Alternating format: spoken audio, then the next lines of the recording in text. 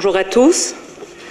Je voudrais tout d'abord remercier les membres de l'association Ibuka de m'avoir invité à prendre la parole aujourd'hui. C'est très agréable pour nous de pouvoir présenter le travail qu'on fait avec les jeunes de l'enseignement secondaire dans la Fédération Wallonie-Bruxelles. Et donc on travaille sur l'histoire du génocide des Arméniens, sur l'histoire du génocide des Juifs et sur l'histoire du génocide des Tutsis au Rwanda. Donc nos objectifs, c'est de favoriser d'abord la connaissance historique de l'histoire de ces génocides, mais également de lutter contre le racisme, comme je vous l'ai déjà mentionné, et on fait ça aussi dans une démarche citoyenne, donc essayer de développer chez les jeunes des valeurs citoyennes, développer leur sens critique, leur capacité à déchiffrer l'information. Et dans le sujet qui nous occupe aujourd'hui de lutte contre le négationnisme, déchiffrer l'information, c'est primordial pour les jeunes, parce que souvent ils véhiculent ces idées, ces discours négationnistes, mais bien souvent par méconnaissance en fait, parce qu'ils vont chercher une information au mauvais endroit, sur Internet, sans analyser la source qui se trouve devant eux. Et ça, c'est vraiment primordial si on veut les aider à comprendre que le discours qu'ils sont en train de véhiculer n'est pas le bon discours, puisqu'il n'est pas basé sur des faits historiques, c'est une construction. Et donc c'est dans cette démarche qu'on parvient très modestement à tenter de lutter contre le négationnisme. J'avais envie de vous indiquer ça, c'est que notre travail, il est vraiment modeste. Ce que j'amène aujourd'hui, c'est une expérience de terrain, donc c'est des constatations faites sur le terrain, de par notre pratique professionnelle. On est 3 à faire ça au CCLJ. Je ne sais pas s'il y a beaucoup d'autres associations qui abordent la thématique du génocide des Tutsis au Rwanda dans les écoles.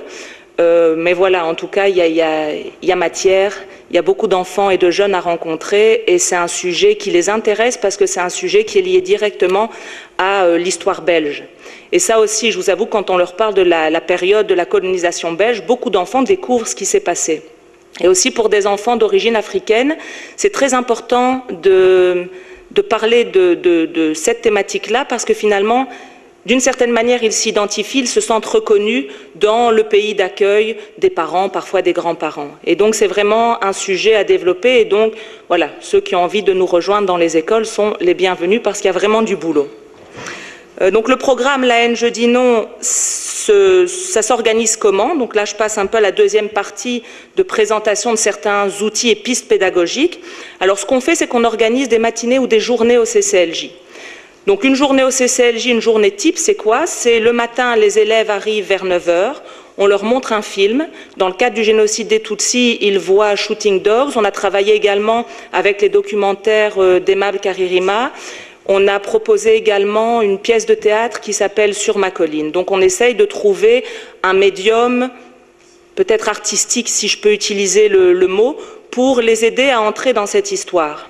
Ensuite, ils vont entendre un témoignage, donc ça c'est un moment qui est extrêmement important, parce que tout ce qu'on peut leur raconter au préalable, c'est vraiment au moment où ils vont rencontrer le témoin, donc quelqu'un qui a vécu les faits et qui peut venir témoigner et les rencontrer, c'est à ce moment-là que le déclic se passe. Ok, la femme là qui vient du CCLJ m'a pas raconté n'importe quoi, parce qu'il y a quelqu'un qui était là et qui confirme ce qu'elle nous a expliqué. Donc c'est vraiment primordial cette rencontre avec le témoin.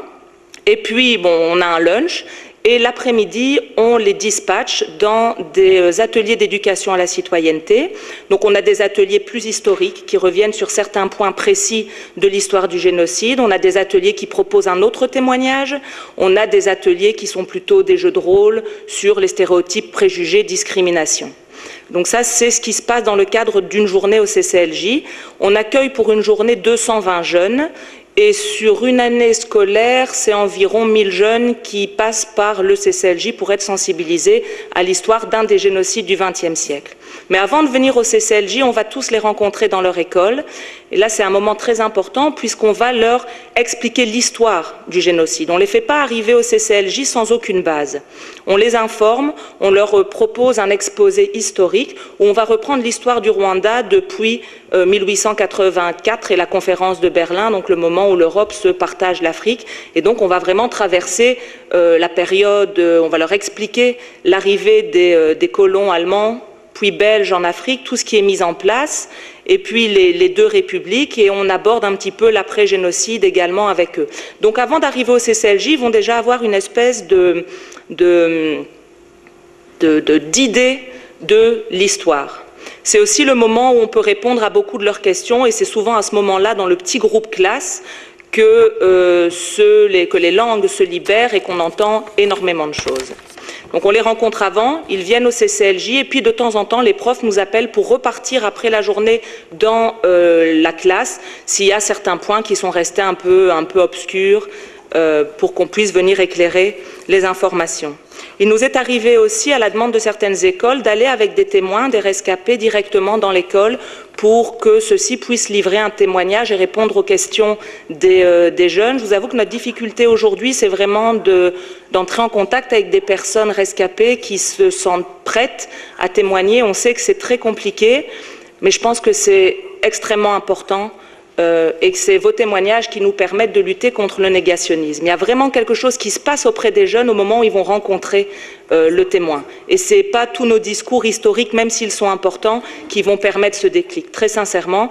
Donc voilà, un deuxième appel est lancé. Si certains d'entre vous en ont l'envie, le courage, n'hésitez pas à venir vers nous. On va se faire un plaisir de travailler avec vous et de vous emmener à la rencontre de ces jeunes.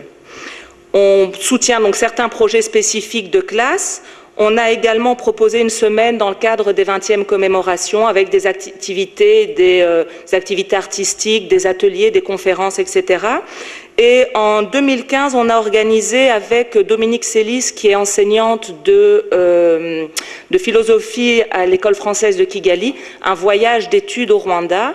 On a pu emmener 5 professeurs qui travaillent en Belgique, 4 qui travaillent dans des écoles belges et une qui travaille au lycée français de Bruxelles. Et ces professeurs ont pu venir au Rwanda visiter des lieux de mémoire. C'était extrêmement intéressant de les emmener là, parce qu'on pensait que l'essentiel du boulot à faire était avec les jeunes, et je vous assure qu'avec leurs profs, c'est aussi terrible ce qu'on peut entendre. Et si le prof n'est pas conscientisé au discours négationniste qu'il peut parfois vraiment par insouciance et non-intérêt qu'il peut véhiculer, alors le travail à faire est nettement plus compliqué.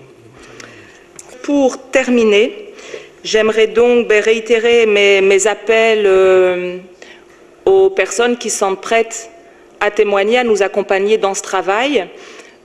Et également, on est vraiment ouvert à toute proposition qui permettrait de nous aider à créer davantage d'outils pédagogiques pour aborder cette thématique. Notamment, peut-être essayer de créer des outils pour les plus jeunes, mais des outils qui peuvent parler peut-être d'histoires d'enfants qui ont été cachées, les histoires de Juste. J'ai l'impression que ça fait du bien à tout le monde, ces histoires de Juste, où on se dit « ok, c'est énorme, c'est horrible, mais on n'est pas si mauvais que ça, les êtres humains, il y a quand même des gens qui se distinguent ». Ça paraît un petit peu faible ce que je vous raconte, mais je crois que c'est important pour aborder cette horreur-là. C'est primordial que les jeunes surtout, et plus on est jeune, plus c'est important de se rendre compte que voilà, même dans les choses terribles, dans cette horreur, il y a quand même un espoir, il y a quand même des êtres humains qui se comportent comme des hommes avec un grand H. Et voilà, je pense que ces pistes-là, elles sont intéressantes aussi à exploiter pour lutter contre le négationnisme aujourd'hui en Belgique et j'imagine ailleurs également. Je vous remercie pour votre attention. Merci.